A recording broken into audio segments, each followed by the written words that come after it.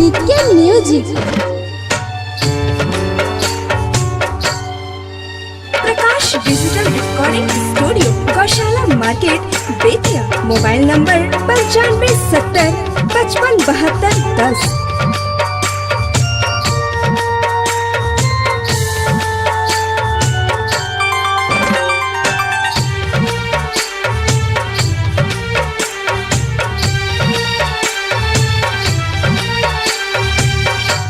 ऐ बेवफा काहे कोइलू बेवफाई, ऐ बेवफा काहे कोइलू बेवफाई।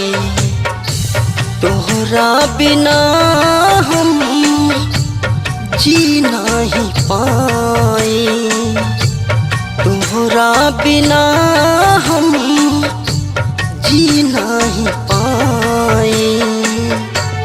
ऐ बेवफा काहे कोइलू बेवफाई, ऐ बेवफा काहे कोइलू बेवफाई।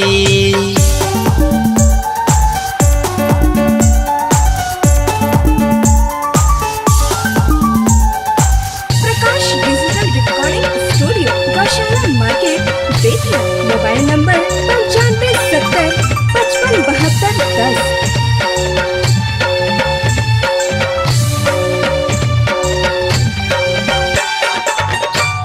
भूले के चाही तोहे भूल नाही पाई, देहल जखम तोहर केहे से देखाई।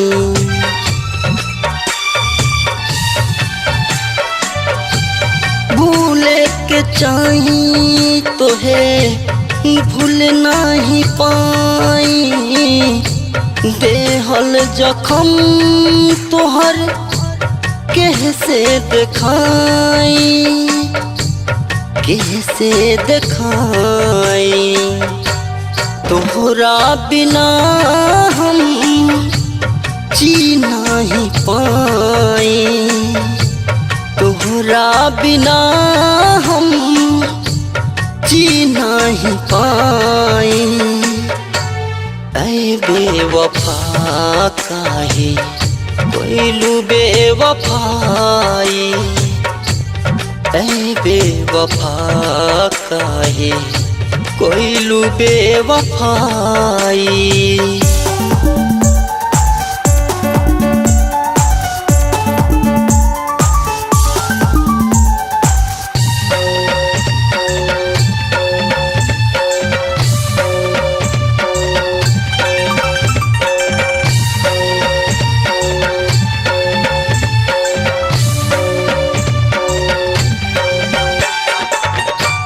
जब जब याद आवे तोहर सुरतिया, अखिया से बहे आंसू कटेला न रतिया।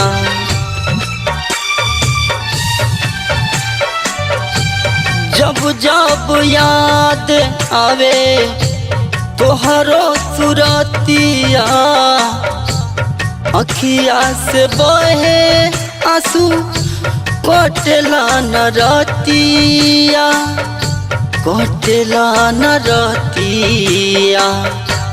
तोहरा बिना हम जी नहीं पाई, तोहरा बिना हम जी नहीं पाई। ऐ बेवफा काहे कोइलू बेवफाई, ऐ बेवफा काहे कोइलू बेवफाई।